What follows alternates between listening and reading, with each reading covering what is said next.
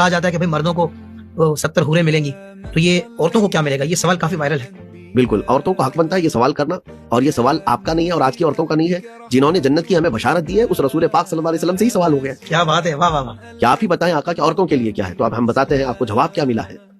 عورت کے لیے دیکھیں، مرد کی طرح کثرت کی خواہش نہیں ہے کہ مرد کے لیے ایک سے زیادہ اگر عورتیں ہو گئیں تو نہ دنیا میں اس کو عیب ہے، بلکہ اس کی فطرت کے مطابق سمجھا گیا۔ عورت کے لیے یہ عیب ہے ایک سے زیادہ کا ہونا، اور عیب جنت میں نہیں دیا جائے گا۔ کیا بات ہے، واہ واہ! کوئی بھی عیب والی چیز جنت میں اس کو نہیں دی جائے گی۔ عورت کے لیے سب سے بڑا اعزاز کیا ہے کہ اس کا شوہر بادشاہ کے مقام پر، عورت ہمیشہ ملکہ بن کر رہنا چاہتی ہے۔ بہت اچھا، صحیح ہے۔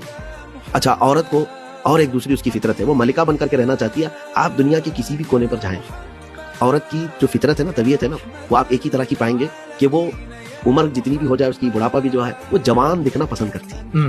خوبصورتی اس کی کمزوری، ایسا ہی جو ہائی لیول کی خوبصورت عورتیں ہیں وہ بھی اور خوبصورتی چاہتی ہیں۔ بالکل ایسا ہی۔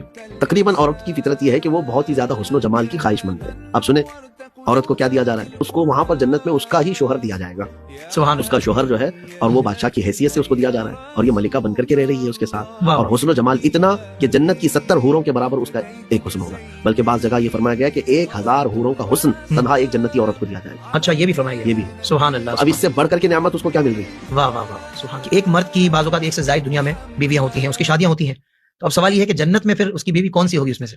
دنیا میں جتنی بیویاں تھی وہ جنت میں بھی اس کی بیویاں ہیں، اسی طرح کے حسن و جمال کے ساتھ اس کو بیویاں دی گئی۔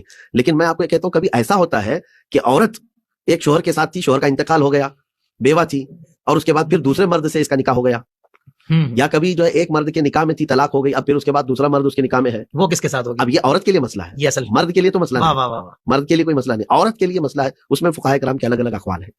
ایک قول تو یہ ہے کہ عورت کو اس کا آخری جو زندگی میں شوہر رہا وہ دیا جائے گا، صحیح، کہ جس کے ساتھ آخر میں رہی وہ دیا جائے گا۔ ایک قول یہ ہے کہ ان شوہروں میں اگر اس کے 2 ہوئے تھے یا 3 ہوئے تھے دنیا میں، سب سے زیادہ اخلاق والا اور سب سے زیادہ جو اس سے محبت کرتا تھا وہ اس کو جنت میں دیا جائے گا۔ واہ واہ، اور تیسرا قول یہ ہے کہ اس عورت کو ہی اختیار دیا جائے گا، جس کے ساتھ تو رہنا چاہے وہی تیرا بادشاہ ہے۔ واہ واہ، زبردست، سبحان اللہ۔ تو عورت کو یہ جو اختیارات جنت میں دیے جا رہے ہیں، واہ واہ واہ، تو اس سے بڑھ کر کے اس کو نعمت کیا ہے کہ دنیا میں تو اس کے پاس اتنے اختیارات نہیں ہیں۔ واہ واہ، عورت کو اس کی سوچ سے زیادہ ملتا ہے جنت میں۔ یہ جو ایک پروپیگنڈا ہے، ایک ڈھکوسلا ہے، عورتوں کو گمراہ کرنے کے سوالات جو باطل قوموں کی طرف سے آتے ہیں کہ یہ مردوں کی ہوس کے لیے جنت بنائی گئی ہے، عورتوں کا کچھ نہیں ہے۔ عورتوں کا تو بہت ہے جنت میں، واہ واہ واہ، عورتوں کا بہت ہے جنت میں۔ وہ باضابطہ پورے جنت کے محلات کی ملکہ ہیں، اور ان کو اختیار دیا جا رہا ہے، وہ جس کے ساتھ رہنا پسند کریں گے۔ اگر دنیا میں مختلف شادیاں ہوئی تھی تو اس سے بڑھ کر کے اور نعمت کیا ہے؟ سبحان اور اللہ، حسن و جمال 1000 حوروں کے برابر کا دیا جا رہا ہے۔ یہ تو یہ کمال دنیا کے سارے پاؤڈر اور میک اپ اور لالی مل کر کے ایک حور کا حسن نہیں پیدا کر سکیں گے۔ کیا بات ہے، کیا بات ہے، واہ واہ۔ مصطفی، یہ آپ کی بات مجھے بہت لطف آیا اس بات کا جو آپ نے